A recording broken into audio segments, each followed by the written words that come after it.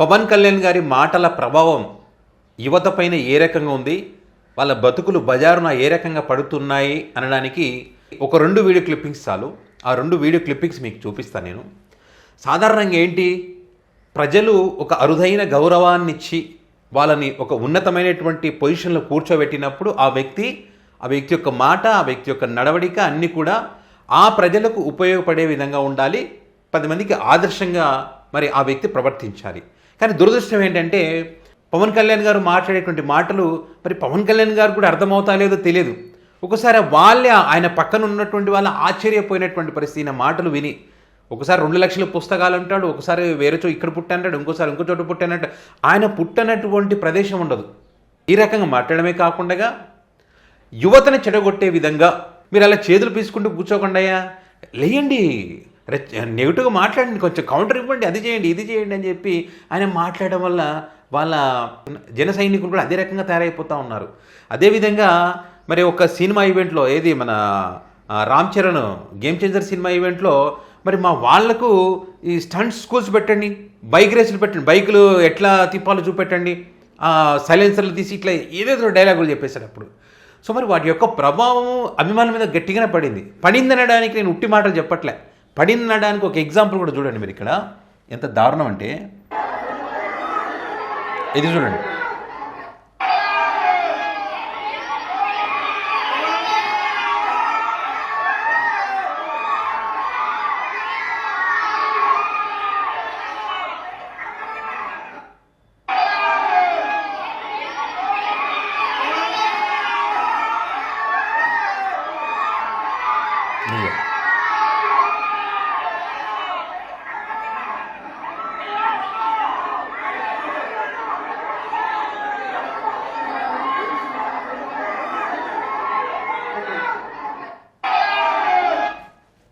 Pawan Kalyan fans ఆయన birthday సందర్భంగా చేస్తున్నటువంటి విన్యాసాలు, నడి రోడ్డు పైన ప్రజల మధ్యలో భయభ్రాంతులకు గురి చేస్తూ ఇచ్చేసినటువంటి విన్యాసాలు.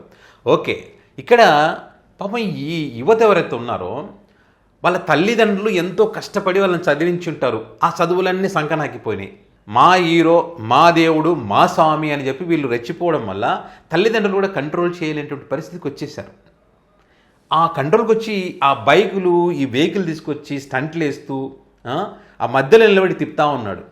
ఏదైనా అదుపు తప్పి ఇక్కడ చుట్టూ తిరుగుతున్నటువంటి వెహికల్ ఆ వ్యక్తి పైనకి వస్తే, లేకపోతే ఈ వెహికల్ పక్కన ఉన్న వాళ్ళ మీదకి పోతే, ప్రమాదవశాత్తు ఏదైనా జరిగితే ఆ పబ్లిక్లో ఎంత నష్టం చెప్పండి. దీనంతటికీ కారణం ఎవరు? మీరు రెచ్చగొట్టేటువంటి వ్యాఖ్యలే కదా, మీరు చెప్పాలి కదా. మీరు చెప్పకపోవడం వల్ల, కనీసం మీరు ఏది చెప్పకుండా ఉన్నా పర్లేదు, కానీ మీరు ఏం చెప్పారు? ప్రత్యేకించి పిసుక్కోకండి, మా వాళ్ళకి స్టంట్ స్కూల్స్ పెట్టండి, ఇట్లా ట్రైనింగ్ ఇవ్వండి అని చెప్పి మీరు చెప్పడం మీరు చెప్పారు కాబట్టి మా దేవుడు చెప్తే మేము చేయకుండా ఉంటామని ఈ రకంగా చేస్తూ ఉన్నారు. ఓకే, ఇంకొక వీడియో కూడా చూపిస్తాం మీకు. కోనసీమ జిల్లా పి గన్నవరంలో బర్త్డే సందర్భంగా పెట్టినటువంటి ఫ్లెక్స్. ఇది పవన్ సీమ, పవన్ కళ్యాణ్ గారి సీమ. ఇది కోనసీమ కాదు, పవన్ కళ్యాణ్ గారి సీమ.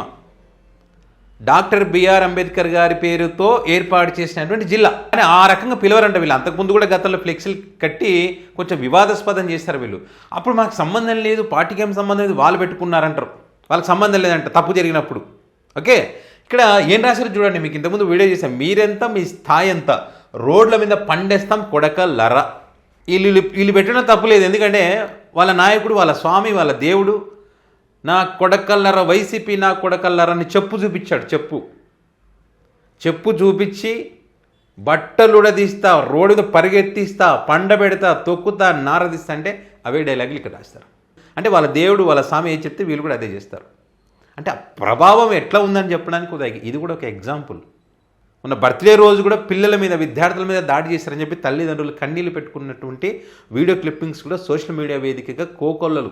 చాలా చోట్ల కార్ రేసులు, ఇప్పుడు మనం ఎక్కడ సింగనమల్లో ఎక్కడో అక్కడ కూడా యువత మరి కార్ రేసులు, బైక్ స్టంట్లు ఇవే చేస్తున్నారంటే ఎక్కువ. ఇప్పుడున్న సిచ్యువేషన్లో ఒక చర్చ అనంతపురం డిస్టిక్లో పెద్ద ఎత్తున జరుగుతుంది. అంటే ఇప్పుడు యువత పవన్ కళ్యాణ్ వెంట ఉండొద్దా అంటే ఎవ్వరు అన్నారు ఉండొద్దని చెప్పి. కానీ తన వెనక ఉండి తనను ఈ స్థాయిలో కూర్చోబెట్టినటువంటి వాళ్లకు న్యాయం చేయడానికి, వాళ్ళకి న్యాయం జరిగే విధంగా ఏం చేస్తున్నాం మనం? నీకోసం నిలబడ్డటువంటి వాళ్ళను, నీ జెండా మోసినటువంటి వాళ్ళను వేరే జెండా మోయమంటే కూడా వాళ్ళు జెండా మోస్తున్నారు. క్వశ్చన్ కూడా చేయొద్దని మీరు అంటున్నారు. నేను చెప్పిందే చేయాలి, నేను ఏ జెండా చెప్తే ఆ జెండా మోయాలంటే కూడా అదే మోస్తున్నారు పాపం వాళ్ళు. నీ మాట కాదనడం లేదు. వేరే వాళ్ళు మీ అమ్మని తిట్టి, మీ ఫ్యామిలీని తిట్టి, మిమ్మల్ని దూషించినటువంటి వాళ్ళ జెండా మోయమన్నా కూడా మోస్తున్నారు. వాళ్ళు కేవలం మా దేవుడు, మా స్వామి అని చెప్పాడంటే మేము మోస్తాం, మేము చేస్తాం, ప్రాణాలైనా ఇస్తామనే స్టేజ్కి వాళ్ళు వచ్చారు ఈరోజు. కానీ మీరేం చేస్తున్నారు? మీ మాటల ద్వారా వాళ్ళ ప్రాణాలు పోవడానికి కారణమవుతున్నారు. ఎక్కడే మనం కంట్రోల్ చేస్తామా? చేయట్లేదు. మనం ఏదైనా మీటింగ్లో పోతే కూడా అదే కదా. మనం గతంలో ముందు బానెట్ మీద కూర్చుంటే పాపం ఆ యువత పిచ్చి పట్టినట్టు మా దేవుడే దాని మీద కూర్చుంటే మేమెంత అని చెప్పి సైడ్లు పట్టుకొని దాని మీద పట్టుకొని ఒక రాడ్ పట్టుకొని వేలాడి ఒక కాలు మీద నిలబడి ఆ బైకుల మీద 4-5 దానిపైన నిలబడి ఎన్ని ఎన్ని ఎన్ని దారుణాలు ఇవన్నీ. ఈ రకంగా వాళ్ళు చెడిపోవడానికి కారణం ఎవరవుతున్నారు? మీ మాట, మీ ప్రవర్తన. 20 లక్షల ఉద్యోగాల కల్పన అన్న అధికారంలోకి వస్తే మరి ఎక్కడ ఉద్యోగాలు, ఏం కథ? ఈ రకంగా యువత రోడ్ ఎక్కి విన్యాసాలు చేస్తుంటే, స్టంట్లు చేస్తుంటే ఏ పొలిటికల్ లీడర్కి సంబంధించిన అభిమానులు ఈ రకంగా చేయరు, ఏ హీరోకు సంబంధించినటువంటి అభిమానులు ఈ రకంగా చెయ్యరు. ఆ హీరోలు, ఆ పొలిటికల్ లీడర్సు వాళ్ళకి ఆదర్శంగా ఉన్నారు. ఇక మహేష్ బాబు గారు ఉన్నారు. మహేష్ బాబు గారు ఎంతమందికి ఆదర్శం, ఎంతమంది చిన్నారుల ప్రాణాలను నిలిపాడు మహేష్ బాబు గారు. వాళ్ళ అభిమానులు ఎట్లుంటారు? నీతిగా, నిజాయితీగా. అట్లా చాలామంది హీరోల అభిమానులు, చాలామంది రాజకీయ నాయకుల అభిమానులు వాళ్ళ పద్ధతి వేరు, వాళ్ళు చెప్పేటువంటి విషయాలు వేరు. ఏదైనా ఒక ఫంక్షన్కి వస్తే జూనియర్ ఎన్టీఆర్ గారు కూడా ఏం చెప్తారు? చాలా జాగ్రత్తగా వెళ్ళండి, మీరు నాకు చాలా ముఖ్యం, మీరు బాగుండడమే నాకు కావాల్సింది, మీరు బాగుంటేనే నేను బాగుంటానని చెప్పి జూనియర్ ఎన్టీఆర్ గారు ఎన్నో సందర్భాల్లో చెప్పారు. అదే మహేష్ బాబు గారు అనేక ఫంక్షన్లో చెప్పారు, మీరు గొడవలు పడకండి, మేమంతా ఒకటే, కాబట్టి మీ పనులు మీరు చేసుకుంటూ సినిమాలు చూడండి, మీరు మాకు ఆ దేవుడిచ్చిన వరం, మీరు బాగున్న రోజులు మేము బాగుంటాం, మీరు బాగుంటేనే మేము బాగుంటాం. అట్లా ప్రతి హీరో ఆ రకంగా చెప్పి వాళ్ళకి ఆదర్శంగా నిలబడతా ఉన్నారు. వాళ్ళు మంచి దారిలో నడవడానికి కారణమవుతున్నారు. మనమేమో ఈ రకంగా యువత పాడు కావడానికి ఏ మీటింగ్లో వెళ్ళినా కూడా గొంతు చించుకొని అరవడము, చేతులు మెడ మీద పెట్టడము, వేళ్ళు జుట్టులో పెట్టి పైకి లేవడం, గట్టిగా అరిచి వాళ్ళని రెచ్చగొట్టి ఈ స్థితికి తీసుకొచ్చాం. నేను జస్ట్ ఇవి 2-3 చూపించాను మీకు. సోషల్ మీడియా వేదికగా చాలా ఉన్నాయి చూస్తే. మిమ్మల్ని దేవుడని నమ్మినందుకు వాళ్ళు జన సైనికులు కాస్త జన సైకోలుగా పిలువబడుతున్నారు. దానికి కారణం ఇవే. సో చూద్దాం ఎన్ని రోజులు నడుస్తుందో ఇది. మరి దీనికి సంబంధించి మీ అభిప్రాయాన్ని కామెంట్ రూపంలో పెట్టగలరు.